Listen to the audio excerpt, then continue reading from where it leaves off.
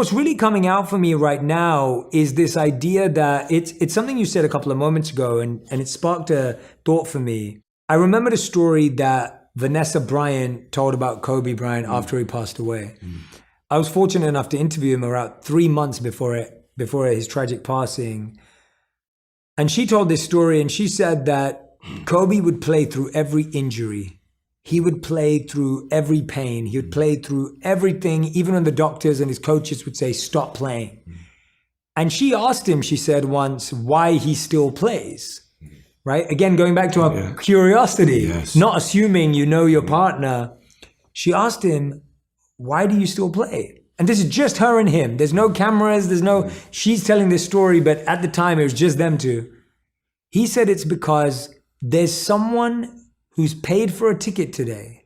They saved up, and this is the only time they're ever going to be able to come. Maybe maybe a dad's brought his kid, maybe someone's come to the game. They're a lifelong fan, and they came today, and today's the only day they're going to get to see me. And if I say I'm injured, they won't get to see me. So I'm going to play so that person, one person, gets to see me play, and then he goes and wins. And it's like, that's love. That's right? Love. That's what you were saying. Love for something is in the present moment also, right? Wow. Love is not just for the past.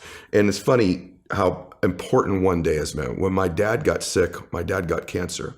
When he first got sick, he goes, hey, my dad was a dude. He goes, look, I'll fight this one time. Okay, I'll do your little chemo and your surgery, but I'm not going to pour poison into my body. I'm not going to lose my hair. I'm not going to deteriorate. I'll give this thing a shot once. If it doesn't work, I'm out. That led to 8 years of him fighting it. Wow. Chemo, radiation, proton therapy, surgery, chemo, experimental chemo. And he did lose his hair and he was in pain. And I'd say to my dad, Dad, you're suffering so much. You said you wouldn't suffer. He said, no, Eddie, I'm in pain, but I'm not suffering. I choose not to suffer. And I'm not suffering because I get to see my grandkids again. And I said, Dad, why are you doing this? And he said, you only understand the power of one day when you're threatened with never having another one. And I'll do anything for one more day. Get to be with you one more time.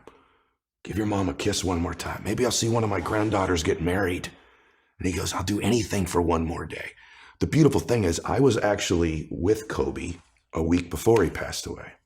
We were in the same gym. Our daughters played volleyball. And ironically, that day, I watched Kobe walk out of the gym. There was only a couple dads left. It was late at night. He stayed and I stayed. And he had his youngest daughter in his arm and he was rubbing his other daughter's back. And I remember taking note of it because I was with Bella at the other end of the gym. And I remember thinking, I don't hug Bella enough. I need to hug. No joke, bro. It's in the book. I went, I got to hug Bella one more time every day. Not just once a day, plus one more time every day. My daughter's going to get extra hugs because Kobe does that. What if I could have said to Kobe when he got in his car, Kobe, you have one more week, brother. Tell those that you love them. Get it right.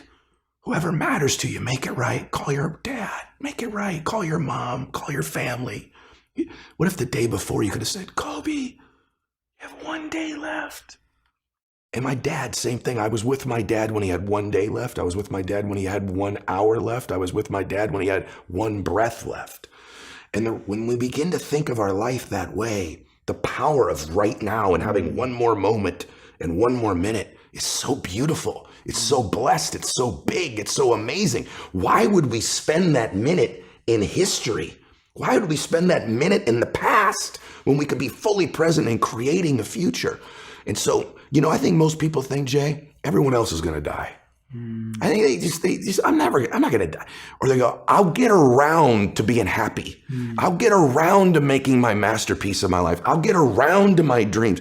I'm going to get around to fixing this relationship that's broken. I'm going to get around to feeling those emotions. And then it's another day and another day. And they keep it in the distance until there are no more days. And I don't care if you're 18 years old listening to this, 28 or 48. We don't know if we have one more day or 100 more days or 1,000 more days. But we know this, there'll eventually be a time where we don't have any more days. And so why would we spend the ones that are coming looking at the past? And so my dad really taught me those lessons in watching him pass away.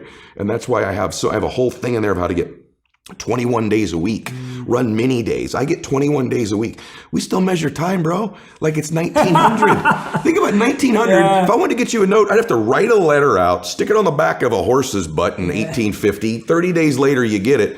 That was a 24-hour day. Now I can text you in 2 seconds. We measure time the same way. Yeah. So I teach you how to change your time so that you can make that day its maximum bliss, its maximum productivity.